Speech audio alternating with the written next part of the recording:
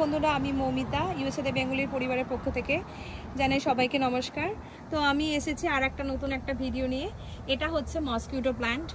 এই যে দেখছেন, এটা হচ্ছে মসকিউটো প্ল্যান্ট। এই গাছটা জেনারেলি যদি কেউ মানে রাখে তাহলে সেইখানে আর মশা আসবে না। এটা হচ্ছে মশা তাড়ানোর গাছ। এই গাছটা থেকে একটা অদ্ভুত গন্ধ বেরোয়। আমিও দেখেছি এই যে আমার বাগানে, এই হচ্ছে আমার তো লাউ বাগান, আর এই বাগানে প্রচুর পরিমাণে গাছ। মানে আমাদের ব্যালকনিটাকে আর ব্যালকনি বলা চলে না, এটা একটা লাউ শাকের বাগান বলা চলে যেতে পারে। তো এই বাগানে স্বাভাবিক রকমের বুঝতেই পাচ্ছেন প্রচুর মশা আসে। তো আমি খুব একটা এই মসকিউটো প্ল্যান্টের জন্য খুব একটা যে মশা দেখতে পাই তা না। তো আপনারা যদি বাগানে সবাই একটা করে মসকিউটো ও রিপ্লিমেন্ট প্ল্যান্ট রাখেন তাহলে খুবই ভালো হয়। এটা হচ্ছে মশা তাড়ানোর গাছ। এই মশা তাড়ানোর গাছটা আমি রেকমেন্ড করব সব বাগানিদের।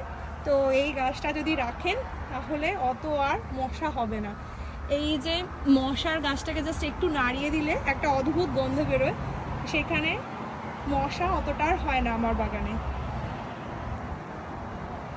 তো ভিডিওটা যদি ভালো লাগে লাইক, শেয়ার, সাবস্ক্রাইব করবেন। এটা আমি যেহেতু আমেরিকা থাকি, এখানে যে কোনো লোজ বা হোম ডিপো বা ওয়ালমার্ট বা যে কোনো নার্সারিতে এই গাছটা খুব সহজেই পাওয়া যায়। তো এই বছর আমি প্রথমবার লাগিয়েছি। তো এই হচ্ছে আমার ভিডিও। এই ভিডিওটা আজকে আমি এখানেই শেষ করলাম। যদি আপনাদের ভিডিওটাতে কোনো উপকারে লেগে থাকে বা কোনো কাজে লেগে থাকে তো আপনারা অবশ্যই আমার ভিডিওটাকে লাইক করবেন, আমার চ্যানেলটাকে সাবস্ক্রাইব করবেন। আজকে আমি আমার ভিডিওটা এখানেই রাখলাম।